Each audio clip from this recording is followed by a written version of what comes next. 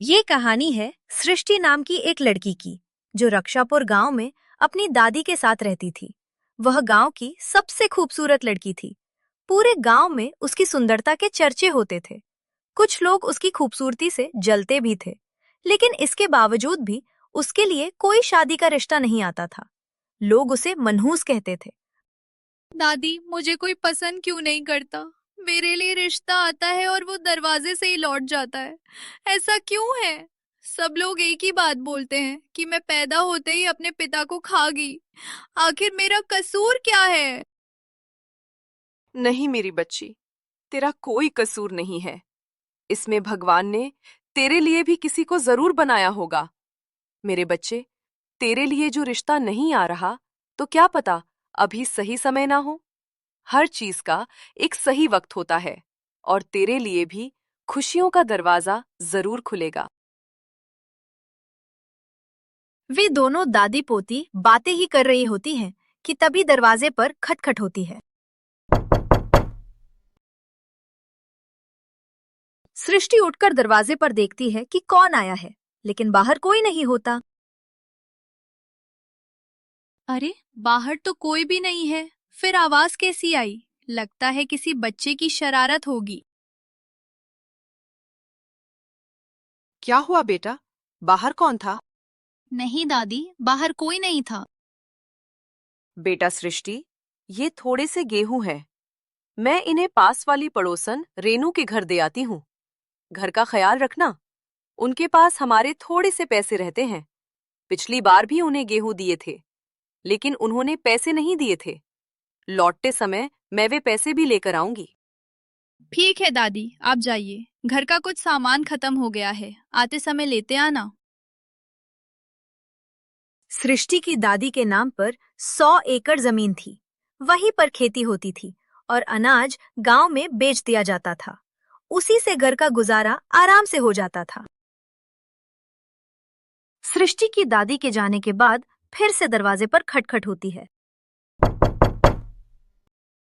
दादी तो अभी गई थी, इतनी जल्दी गेहूं देकर आ भी गईं? सृष्टि बाहर जाकर देखती है। फिर से बाहर कोई नहीं होता। बाहर तो कोई नहीं है, फिर दरवाजे पर कौन था? वही गांव में मुखिया रहता था, जो पूरे गांव में सबसे ज्यादा धनवान माना जाता था। उसका बेटा ऋषु विदेश से अपनी पढ़ाई पूरी करके गांव लौटता है। मुखिया का बेटा भी अपने पिता की तरह बेहद घमंडी स्वभाव का था। पापा, मैं बाहर जा रहा हूँ, थोड़ी देर में वापस आ जाऊंगा। हाँ बेटा, जाओ, पर अपना ख्याल जरूर रखना। ऋषु घूमते घूमते जब रास्ते में सृष्टि के घर के सामने से गुजरने लगा, तभी उसकी नजर सृष्टि पर पड़ी। उसे देखते ही ऋषु के मन में उसके प्रति एक खास लगाव जाग उठा और वह उसे पसंद करने लगा। अरे, ये कौन है? इतनी खूबसूरत लड़की। मैंने आज तक इतनी सुंदर लड़की नहीं देखी। कौन है ये? इसका नाम क्या है? ऋषु घर आते ही उसका बर्ताव बदल जाता है। गांव का मुखिया रोज जंगल में शिकार करने जाता है। वह एक पेड़ पर एक बहुत ही सुंदर चिड़िया देखता है। वह चिड़िया देखने में कुछ अलग सी थी। उसके सुनहरी पंख थे। ये देखकर मुखिया के मन में लालच जाग उठता है। अरे, ये तो बहुत खूबसूरत चिड़िया है। इसे पकड़कर बेचूंगा तो अच्छी खासी कीमत मिलेगी।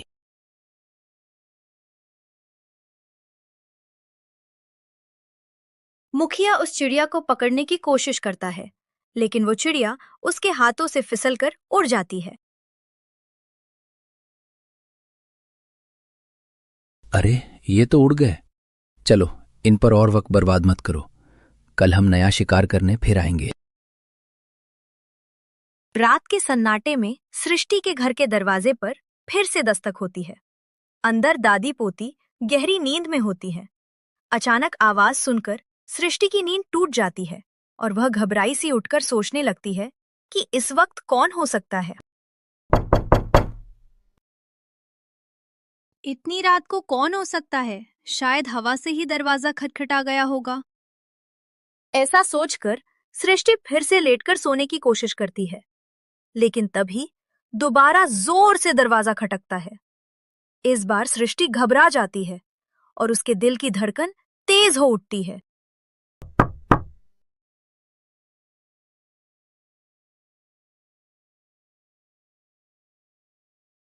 कौन है बाहर?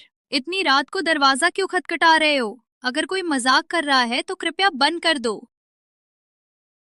बाहर से कोई आवाज नहीं आती, लेकिन फिर से दरवाजा पहले से भी जोर से खटकता है। सृष्टि का दिल डर से कांपने लगता है। फिर भी हिम्मत जुटाकर वो धीरे धीरे दरवाजे की ओर बढ़ती है। कांपते हाथों से जैसे ही वो दरवाजा खोलती है, सामने एक बेहद खूबसूरत सफेद खरगोश खड़ा होता है, जिसकी लाल लाल आंखें चांदनी में चमक रही होती हैं। अरे, तुम कौन हो? क्या दरवाजे पर बार बार तुम ही दस्तक दे रहे थे? तुम तो बहुत ही सुंदर हो। लगता है जंगल से रास्ता भटक कर यहाँ आ गए हो। अंदर आ जाओ, बाहर ठंड लग जाएगी। सृष्टि खरगोश को धीरे से घर के अंदर ले आती है। वो बेचारा दर्द से कांप रहा होता है। उसकी मासूम आंखों में जैसे मदद की गुहार छुपी होती है। सृष्टि का दिल पिघल जाता है और वो फौरन उसकी देखभाल करने लगती है। यहाँ तुम बिल्कुल सुरक्षित हो। मैं तुम्हारा पूरा ख्याल रखूंगी।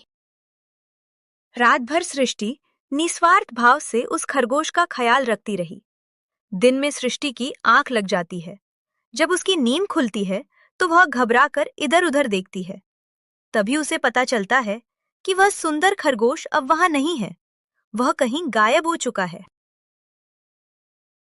दादी, वो खरगोश कहाँ चला गया? क्या आपने उसे कहीं जाते हुए देखा? नहीं नहीं मेरी बच्ची, मैंने तो कोई खरगोश नहीं देखा। लगता है तुमने कोई सपना देखा होगा।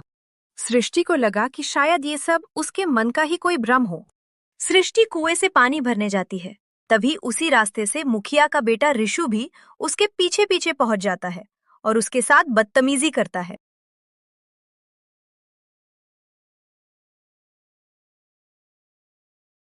अरे सुनो सुंदरी, तुम्हारा नाम क्या है?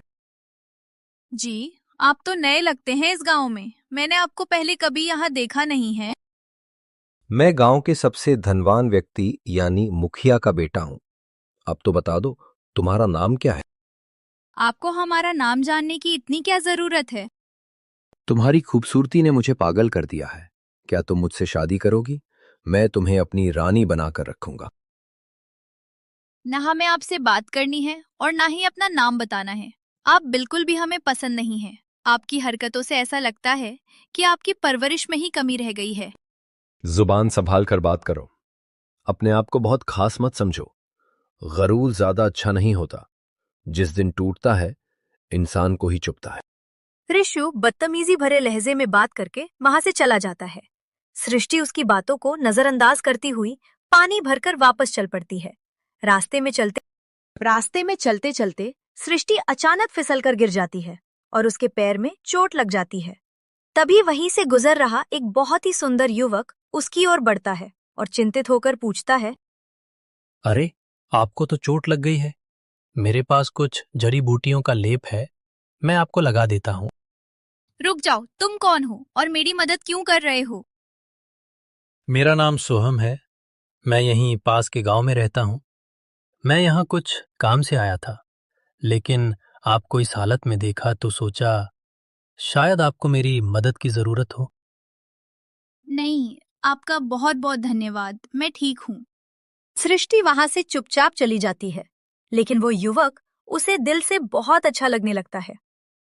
घर पहुंचते ही उसके ख्यालों में वही बस जाता है। उसकी बातें, उसका व्यवहार, सब कुछ सृष्टि के मन को बार बार उसी के बारे में सोचने पर मजबूर कर देता है। सोहम कितना अच्छा लड़का है। क्या वो फिर मुझसे मिलने आएगा? वो मुझसे उस कुएं के पास वाले जंगल में मिला था। कल फिर पानी भरने जाऊंगी। शायद वो वहां फिर मिल जाए। सृष्टि अपने ही ख्यालों में खोकर सोहम के बारे में बातें करती करती नींद में चली जाती है। अगली ही सुबह वो फिर जल्दी उठती है और कुएं से पानी भरने निकल पड़ती है। क्या आज भी सोहम आएगा? कुछ देर इंतजार करने के बाद सृष्टि वहां से जाने लगती है। आज वो नहीं आएगा। मैं भी कैसी पागल हूँ। वो इतना सुंदर है, देखने में किसी राजकुमार जैसा। मेरी जैसी मामूली लड़की से मिलने क्यों आएगा? सृष्टि ऐसे सोचते हुए जाने लगती है कि तभी वहां सोहम आता है। सृष्टि उसे देखकर इतनी खुश होती है कि उसकी खुशी का कोई ठिकाना नहीं रहता। अरे, आप यहाँ कैसे हैं? आपसे मैं कल मिला था, आपको याद है? जी याद है। मुझे आपसे कुछ पूछना था। क्या आप रोज यहाँ आते हैं? जी हाँ, मेरे लिए तो जब तक काम खत्म नहीं होता, मुझे यहाँ आना ही पड़ेगा। अच्छा, मैं अब चलता हूँ। सृष्टि ये बात सुनकर बहुत खुश होती है। केवल 5 मिनट की मुलाकात ही सृष्टि को बहुत सुकून दे जाती है। अगर आप इस वीडियो का अगला भाग देखना चाहते हैं तो हमारे चैनल को सब्सक्राइब करें, लाइक करें और कमेंट करके बताएं। एक वीडियो बनाने में बहुत मेहनत लगती है, इसलिए कृपया हमारे चैनल को अधिक से अधिक सब्सक्राइब करें ताकि हम जो भी वीडियो बनाएं वो सबसे पहले आपको देखने को मिले।